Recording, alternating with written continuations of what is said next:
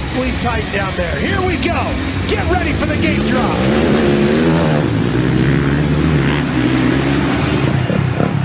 Tomac's there first. Anderson on his heels. Back it to the inside. Scans right in there in fourth. Pike fifth. Now can Tomac break away from Anderson's grasp? Or can Anderson match the pace here? It's pretty frenetic right now. Baggett on his tail. Look at Muscan, use that inside line Ricky was talking about, picks off Baggett. Webb come by with a decent start, sixth there on the first lap. He's been pretty fast all day on the Yamaha.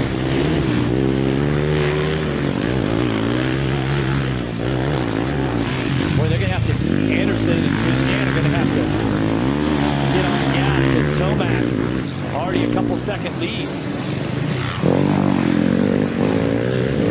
But that's the luxury that a rider like Anderson has at this point. His points lead with Marshall being out huge right now. The next one in the points will be Seeley, who actually, the way they're running, has moved into second of the points. Baggett has actually moved into third of the points. As they run right now, that's correct. 42 points ahead of second. Anderson is. So he's not going to be too worried about Tomac, who sets ninth in points. Taking the heat win earlier. Seeley got underway. Here's Cooper Webb. Cooper's in seventh. And number 2, Blue Yamaha. Yeah, Seeley started behind him. He's made that move. Seeley's been quick here tonight also.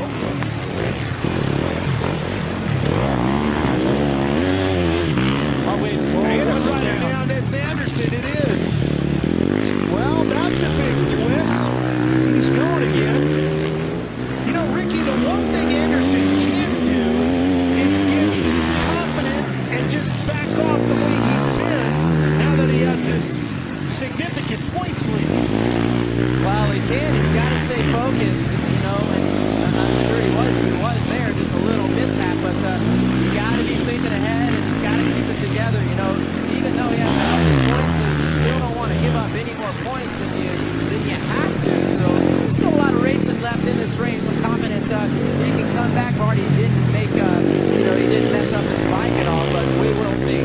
Seeley is caught Pike, and Cooper Webb's coming along with him. Yeah, this is a tight battle here. You know, Jeff, you see that a lot, especially in racing, where a guy gets too comfortable and all of a sudden gets out of his rhythm. You don't want to see Anderson do that. Seeley, boy, he's pushing, isn't he? Here he comes inside. He's challenging Pike. Pike tries to come back on him. Boy, he stretched that out. Pike did a great job defending. Well, look at that charge Seeley's putting on right here. Let's see if Pike's going to leave the door open. Yep. And he's going to lose two spots right there, just by taking the second line out instead of the inside line that Ricky pointed out. That just makes you crazy, doesn't it? If I was Jeremy Albrecht, Auto Trader Suzuki team, the team manager, I would be, yeah. Certainly you would have talked about that and said you've got to use that inside line because you can get that inside, like Ricky said, jump a little bit. Now, last time around, I caught Anderson had a perfect rhythm through there. He's jumping through that set of whoops. And you can use the inside and then just start hopping through it. There's Anderson starting to close up on Pike now. Well, he's actually back in seventh, and Anderson hasn't finished outside the top 5 in 11 starts. Not since being sixth at Detroit a year ago. Now Pike uses the inside. At least he picked up on it. But look at Anderson. Going to be enough. Try to slide job right there. Pike just fast around the outside. There's Brayton chasing Hill. Stewart gets around Way. Is anybody going to be able to catch Dungey? Remember how aggressive he was in his heat race tonight. Reed's up there also. Brayton is the one rider that did not get that start to put him up in the lead pack. Roxon looking for a way around Way. Villapoto has cleared Nick Way. He's trying to catch on to the backside of Stewart. There goes Reed on the 22 as Roxon gets around Nick Way. Brayton still trapped behind the 75 of Hill. Oh, look at this. Roxon Our two really, main event winners. look at Roxon. I mean, he really caught up to Villapoto pretty quick here. Oh, he's all over him. Just so much intensity, just scrubbing the jumps even harder than Villapoto. The young German rider on the Red Bull KTM number 94, orange and yellow riding gear, holding down the 4th position right now. Wow, he's Ricky all over him. showing the champ a wheel. I mean, look at he didn't do that one section. Remember that Villapoto's a 3-time and reigning champion. Roxon, a rookie in the big bikes. Wow, this is such an incredible race right now as these riders try to settle in. Look at that. They've reeled in James Stewart. Dungey starting to get a few bike links over Stewart. You're looking at 4 of the best riders in the world, if not the 4 best right now. Out front leading, and you got Chad Reed once again with not a great start, but a good start. Puts himself in the top 5. He may have something to say about this win before this 20 laps is over also. Stewart felt he should have won the first stop here in Anaheim. He's trying to make up for it tonight. Here's Roxon! Oh, and he just pushes Villapoto out of the way. Roxon goes right after him, takes over 3rd. Now Villapoto, can he answer? And Reed, the Australian, trying to get into the fight. Now remember, Villapoto allowed Ken Roxon to start training with him this year and with their trainer Alden Baker. They share the same trainer, practice on the same track during the week. Meanwhile, while all this is going on, Dungey continues to lead as we're approaching the end of the first 4th of this race. Oh, look at that. Roxon over that first triple jumps so far to the left that he's almost off the side of the track. Here's Villapoto. He charged up the inside of Roxon. Couldn't get it done in that corner. Hasn't finished it yet as Roxon answers the bell each and every time. Reed in the black riding gear with the white pants. Here he comes on his number 22 Kawasaki. Whoa, Villapoto starting to show some aggressiveness there. Starting to show the wheel to Roxon. Get Roxon thinking about something other than racing forward. Meanwhile, Dungey 1.5 seconds in front of Stewart. These two fighting over 3rd, about another 1.5 seconds behind him. And Ricky, wouldn't you agree that the track right now, there's very little traction out there, and these riders are trying to get aggressive, but yet the tires are just not gripping the race surface like they need to. Yeah, that's for this type of riding. Yeah, you're exactly right, Jeff. That's the problem. I mean, these guys are, like you said, searching everywhere, and just there's no grip, so there's only one good fast line. In talking to Alden Baker, the trainer for both Roxon and Villapoto, he told me Villapoto not as good on slippery surfaces. He's a type of rider that likes to whack that throttle open and steer the bike with the rear tire. You can't do that on a slick surface. Now you got to have a little patience here. This is one of those tracks where slower ends up being a little faster. Does that favor Dungey? Well, yeah, it favors Dungey, but the problem is his teammate Ken Roxon just turned the fastest lap at a 52 flat. Everybody else was a 10th or 2 slower. The difference is Dungey has an open racetrack. Roxon has Villapoto breathing down his tailpipe. Well, Roxon is sandwiched between 2 of the greatest Supercross riders ever, and he's a rookie. Not riding like one, that's for sure. This very likable young German has really made a mark with the fans. They like this kid. Flashy with his racing style, friendly with his interviews, and always a bright smile. I'll tell you what, I feel like Villapoto has started to get it together mentally. And what he didn't have earlier. Take a look at the Toyota replay, Jeff. Here's Villapoto in action. Yeah, Villapoto earlier in this main event. See, timing gets a little off and that front wheel drops, Ricky. That's a no-no. Oh, and then the bike goes a little sideways. Yeah, they're getting a little slippery there. You can see Not much grip on those whoops. Tires are gripping as much as they can. We talked to Ryan's dad earlier today at Track Walk. He said the biggest problem for the KTM team, the whoop section. It bit him tonight. Yep. Same place too, like in practice qualifying. He said that's exactly where Ryan is struggling, and it hit him tonight big time. Stewart, meanwhile, he floats through the whoops. He's got 1.3 seconds on Roczen and about another second on Villopoto. And then Reed is after him. The Australian trying to stay in the fight here. He's in the top 5 in points. There is Chad. Looking, I like what I'm seeing from Chad Reed tonight. Great rebound from last weekend in Phoenix. Dungey just turned the fastest lap. Reed second, Villopoto third. Fastest. So Dungey back on the attack also. He needs the points. This championship is a long struggle. It's 17 rounds in 18 weeks. We'll crown the champ in Vegas that first Saturday in May, but you've got to survive it. Physically and mentally, it'll beat you down. Well, how about Justin Brayton here on that retro Yamaha, black and yellow.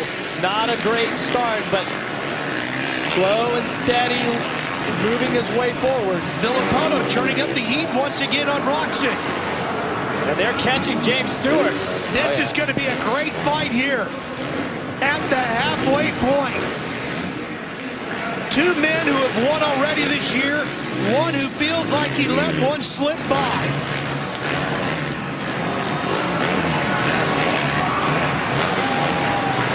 It's a chess match at this point now, Ricky. They're just facing each other, looking for, Villopoto to the inside. Consider the move made. Checkmate to Roczen. Now he goes after Stewart. Yeah, we're going to see what's going to happen here. Roczen getting a little winded. Do you think he's getting tight or something right now, Ricky? Yeah, I don't know if he's getting tight or what's happening. No, we're getting, like you say, we're just past halfway, one lap past halfway. Apparently Villopoto didn't show everything in training on Roczen. Now can he catch Stewart? He's got a few more years on Roczen as well. I think Roxon's doing pretty darn good. He's dropped totally like a rock. backed He's just off the pace. Completely behind. Yeah, I mean, because he was way up there. Does he have something going on? He's just possibly rolling. A flat tire. Look at his rear tire. It's a flat, Jeff. You can see it. Well, and I noticed today, I went out, before the race started, I went out on Track Walk, and there was, as good as this dirt is, in the second set of whoops, in that section, I noticed about every 5 feet, there was a big, like, softball-sized rock sticking out. And for Cooper Webb, that's got to be the situation, because most of this track is great, but when you really dig down past the crust, in those deep ruts in the turn, in those deep grooves through the whoops, that's where you can find one of those rocks. Well, and we're going to have another big change here, because Eli Tomac just dumped it all on his own over here to the far right end of the stadium, and Tomac is going to move down to 4th as Anderson gets by. Wilson, Dungey all get by. Baggett went past him as well. Oh, and Tomac's got a problem. He's off the track. He's got issues. Let's see what's going on with the Monster Energy Cowie. Okay, jumps the triple, tucks the front end big time, just stuffs it. And I wonder, he's looking down, he was looking down at the side of the bike when he pulled off the track.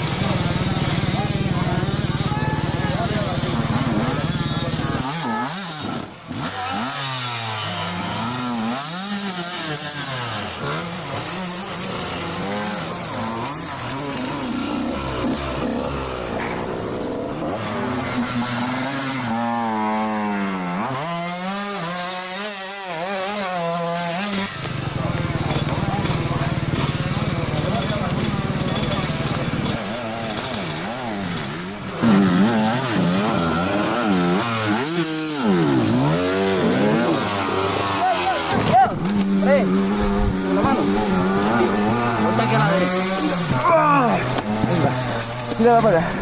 Tira el culito. Poquito. Otro poquito.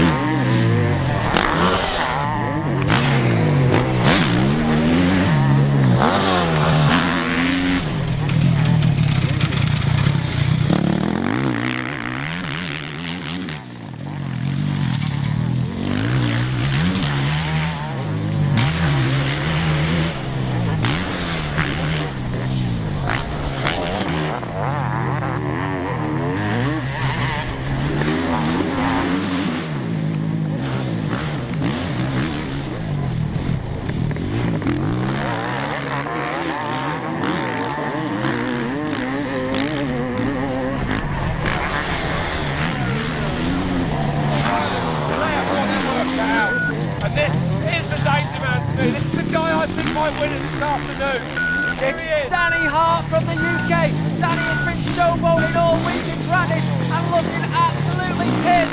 Let's see what the absolute legend himself can do this afternoon. Look at the speed of him, Rob. He doesn't pull off on that corner. I'm going to get too excited. Come on, Danny Hart. Second in time trailing, some 5 seconds back. Nicely through that section. He's the only guy we've seen go off that vertical long drop.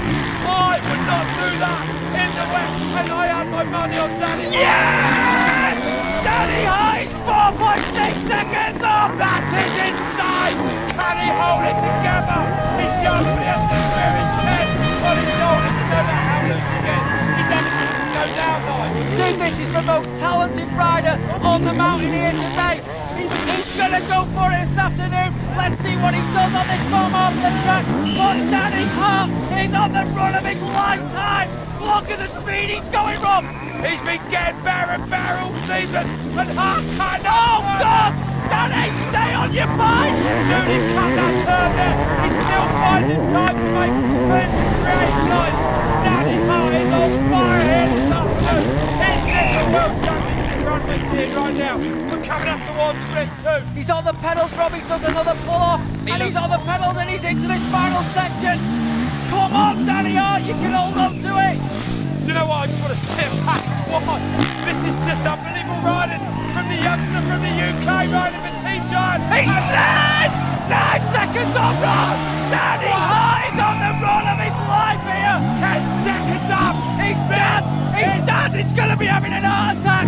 This is insane. Danny Hart is 10 seconds up. And look how composed he is. He is just riding within himself. He's tough. Look at the skills he's got, Rob. His feet up here. He's pedaling. He does another pull-off. Danny Hart is something else. He's going to smash it. Your bike, Danny. He is going to smash it. He loves his jump. He's even going to fly. Oh my God!